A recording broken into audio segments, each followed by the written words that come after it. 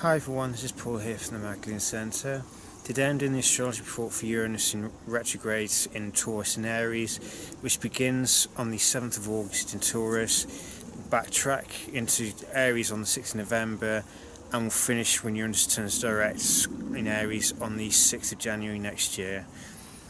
So this is a year of transition. It's a year where we finish off whatever lessons we still need to learn as Uranus backtracks through Aries.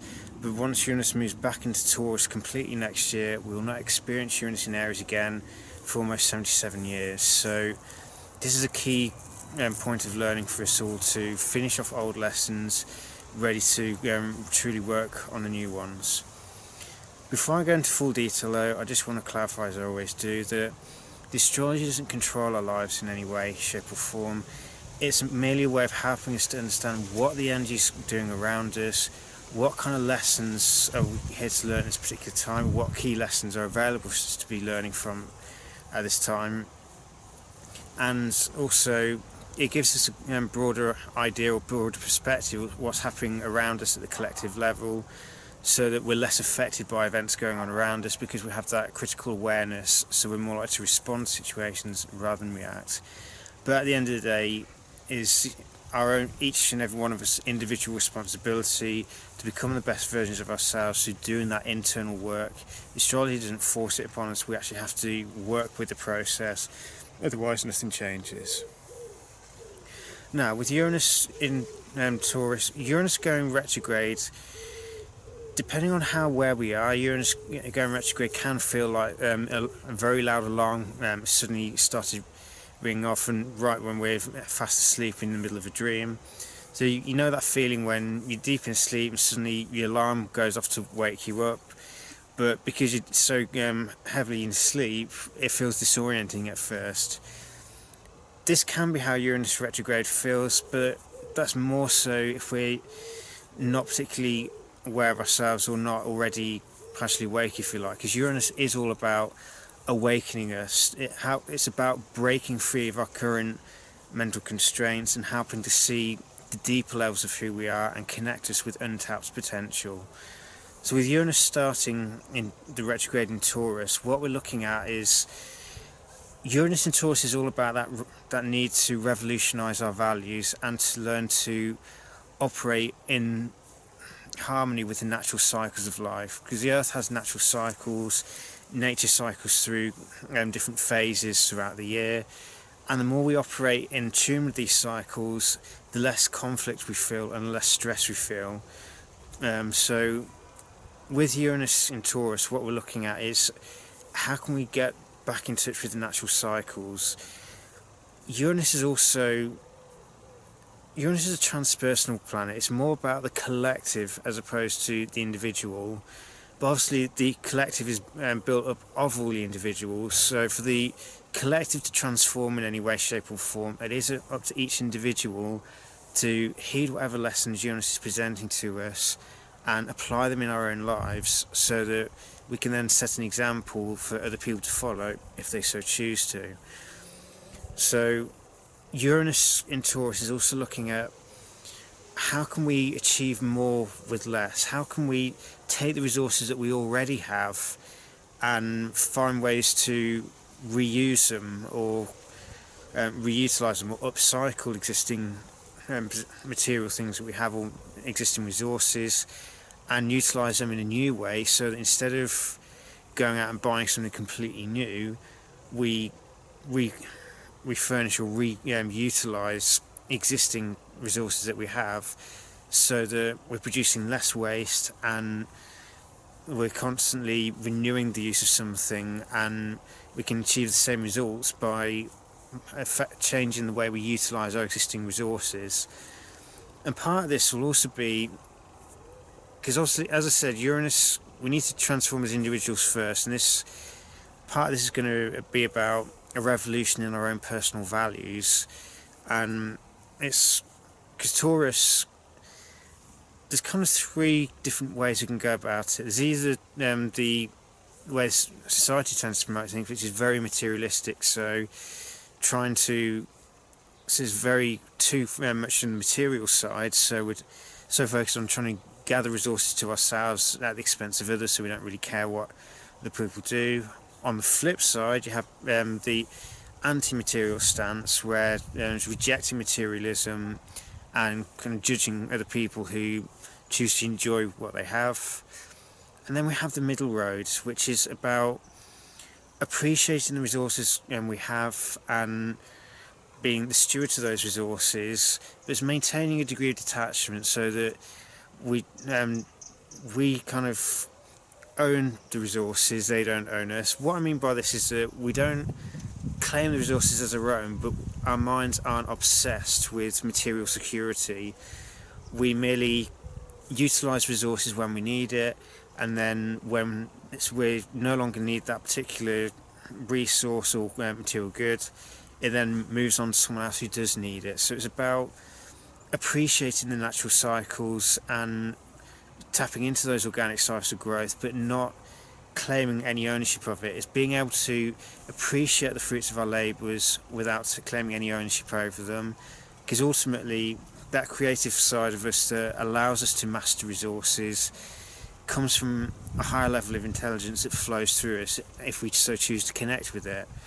So what we're looking at is Uranus retrograde into the Taurus part of it may well ask us, or ask that we question ourselves, try and answer questions like, what is our relationship to our material resources? How can we change the way we perceive what we already have so we can see new ways to repurpose existing goods or upcycle them? Where are our values kind of affected or influenced by societal conditioning, where our values are based more on the acquisition of material goods rather than our innate values or our intrinsic factors? So where are we more governed by money, or where are we influenced by financial needs, if you like, or ways of making money? And where do we have our own intrinsic values? So these are things that are not based on societal conditioning. These are like our intrinsic motivators. What is the real? What do we truly value? If money was no longer an issue and we no longer had any value in it, what would we actually value? If we stopped valuing material things we have around us, or stop thinking that we need them and become more detached from them, what values would we then subscribe to, or would we feel most comfortable with? Because for us to transform our relationship with material resources, it necessarily means we need to transform our value system. So we're no longer valuing material things over people. It's the other way around. Because the more we see the different resources we have as means to achieve that kind of security, if you like, because Taurus is about survival. It's about developing the skills or the resources necessary to ensure our survival on Earth. But with Uranus being a transpersonal collective planet, what we're looking at here is how can we learn to share the resources? I know sharing resources is more associated with Scorpio, but how can we learn to come together as communities and assess what resources we have and then pool them together so that we can achieve more collectively than we can as individuals? How can we learn to work in an attitude of cooperation and with a spirit of cooperation and an attitude of mutual empowerment? So how can we share our resources in a way so that everyone's benefiting? It's not just a few at the expense of the many. But this requires that we just learn to know ourselves, that we learn to identify our own values, and that we learn to be true to who we are. Uranus in Taurus is also about understanding our sense of worth and self-esteem, and asking us to reevaluate how we assess that. So what we may find over the course of Uranus retrograde is where we start asking ourselves, what are we really worth? Where do we gain a sense of worth from? Do we gain it from other people's approval? Do we gain it from how much money you have in the bank? Do we gain it from material possessions? Or do we learn to see that each and every one of us is intrinsically worthy of love and belonging. There isn't a certain way we have to be in order to be worthy of love and belonging. Love and belonging are universal birthrights, and it's self-worth and self-esteem help to ground us and allow us to more constructively engage with the world around us, so we feel at home in the world, we feel comfortable generating the resources that we need, or we feel confident that we can generate them. And if we do this as community, so each person brings their own unique skill sets and abilities to the table and shares them around, greater projects at the community level can be achieved through working together rather than as individuals. Now, as I said, on the 6th of November, Uranus will be backtracking into Aries, and Uranus will be in Aries for about 3 to 4 months. But this will be our last. For some of us, we probably won't experience Uranus in Aries again, because it would require that we, for some, we would have to live to over 100 years old to see Uranus in Aries again. So, what we're looking at here is the final awakening of the I Am, if you like. So it's that final push to develop a new sense of self-identity that honours that spark within us. And Uranus in Aries is also about the need for, if we want collective transformation and a collective peace, if you like, to occur, it requires that each and every one of us do that at the personal level. So it's about going through that self-transformation of changing who we believe we are, of allowing us a sense of self-identity to change over time through and achieving greater degrees of self-understanding. It's not about change based on what other people want us to be. It's about changing ourselves in ways where we strip away the old and the illusory, and we become better or greater embodiments of that spark of individuality. And it's also about transforming our actions and desires so that they come from a more transpersonal collective level of understanding. It's understanding that our actions and desires have effects on a collective level. They're not just confined to our own personal lives, the people in our immediate vicinity. So the more that we awaken and transform our sense of self so that we're aligned with our true self and connected to that higher mind that gives guidance as to who we are, gives us that intuitive awareness of the deeper levels of who we are, and a greater level of perception. Because Uranus, the main aim of Uranus is always awakening, is to expand our perception beyond its current restraints or constraints, so that we can tap into deeper and deeper levels of potential. So it's about taking that inward journey to connect with those untapped potential within us, those raw talents that haven't been cultivated yet. But the more we know who we are, which is the Uranus in Aries a bit, and then understand that our value is not tied up with a financial figure, it's not based on what other people think of us. We have our own intrinsic value and intrinsic worth, and it's about figuring out what resources can we generate, or what skills have we got inside us, or potential that we can develop, so we become more masterful in how we utilise resources, so we can make small amounts go much further. Because the more we can master our resources and done so in a way that honours the natural cycles and is not done at the expense of the natural environment, the more we empower ourselves to connect with the natural rhythms of life, to connect with the wisdom of nature, because nature holds a lot of wisdom for us to connect with, but for whatever reason a significant number of us have lost touch with this over the years, having obviously grown up in cities or grown up where everything was just given to us. The natural cycles and natural timing reminds us of the value of patience, of perseverance, of taking small steady steps every single day. We may not necessarily see the results straight away, but it's about that patience and perseverance to keep going, keep taking those small actions on a daily basis towards a goal, and it's learning to enjoy the process. Because if we just if we're so focused on working that we don't enjoy it, then it becomes difficult to appreciate things. Because Taurus, one of the best ways to get the best out of Taurus is to learn to appreciate what we have. It's to learn to appreciate the simple things. So things, we're so conditioned to believe that things need to be complicated, that everything is so complex and requires greater degrees of complexity in order to achieve something. When you think about it, quite often the best solutions are actually the most simple and most natural.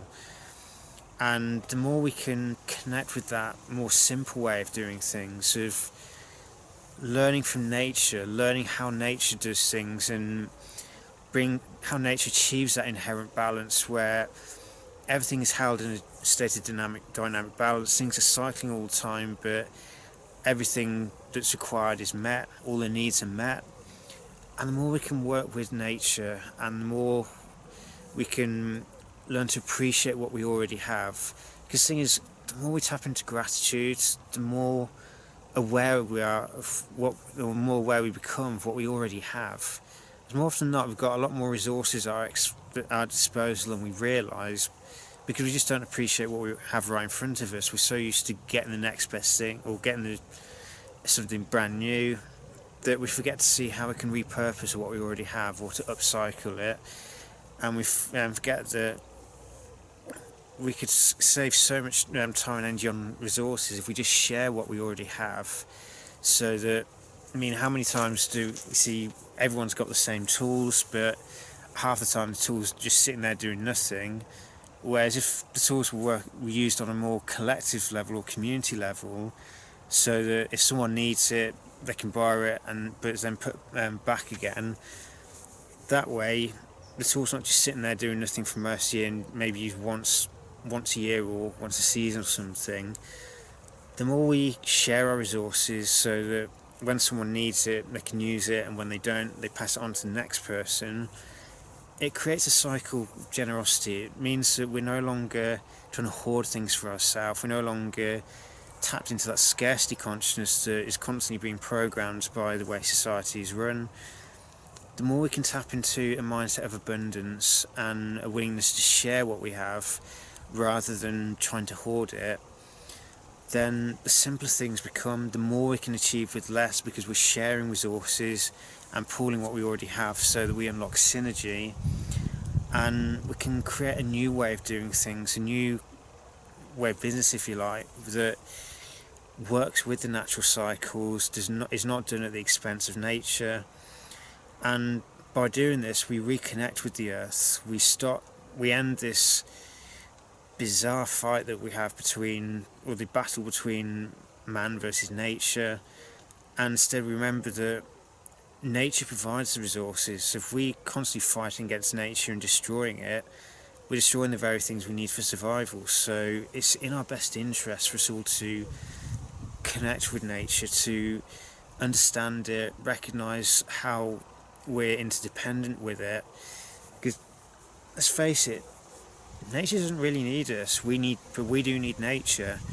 So if we want to ensure humanity's survival in the long run, then we need to have a major rethink as to how we do things. We need to stop doing things that cost the earth or cause significant damage to the ecosystems, and instead find ways for us to transform our relationship with it, so that we appreciate what we already have rather than being ungrateful or being obsessed with what we're lacking. We find ways to make use of what we already have, or make it go further, so we can use the same materials for longer, so it requires less utilising the earth's resources to make new things. The more we recycle and repurpose what we already have, the more we can achieve in the long run, and the more likely we are to help facilitate a healing of the natural environment, because it's only our vested interest to heal and clean the environment up again. But we're only going to be able to do that if we take the time and effort to connect with the natural cycles and to know who we are. As the more we know who we are, and the more we understand our connection with the natural cycles, the easier life potentially becomes, because we go with the natural flow of things rather than trying to fight against it. We're not burning energy trying to make things happen that aren't going to serve us well in the long run. And the more we tap into the wisdom of what we really need, what we really value, and what we really can achieve, if we become more wise to how we utilise our resources, or more perceptive as to how existing resources can be modified or recycled in a way that means that a need can be met without having to exploit or damage the environment. So there's quite a lot to take on board there, but if nothing else, the main thing to remember with Uranus retrograde is the awakening of the self, and the awakening of the need to transform our values, so that the values work in harmony with natural cycles rather than fighting against them. And the more we attune to the natural cycles, and the more we know who we are, so it's important that we do knowing the self first, because otherwise we're going to struggle to do anything else, because Taurus is the natural progression from Aries. Taurus is the grounding of that spark of Aries into physical reality. So the more we know who we are through transforming and renewing our minds, and the more we understand what we're capable of doing by transforming the relationship we have with the material goods that we have, and our skill sets and internal resources, the more we can achieve in the long run, and the more it can be done in a way that's mutually beneficial for ourselves and the communities that we're part of. So I hope it's a useful guide for Uranus retrograde. There's a lot to take on board, but if we can do the work of transforming our values and moving towards a more simple approach to things, rather than always trying to complicate things or using increasingly drastic measures to try and correct something, when if we just address the imbalance to begin with and get back in touch with how things naturally operate, then this spiral of control that we trap ourselves in naturally stops, and we start moving into the natural cycles of flow, where what we don't need is passed on to people who do need it, and if we do have a need, it's met by the circling of goods within the community. So may you get many blessings and much growth and understanding through Uranus retrograde. Take care and be blessed.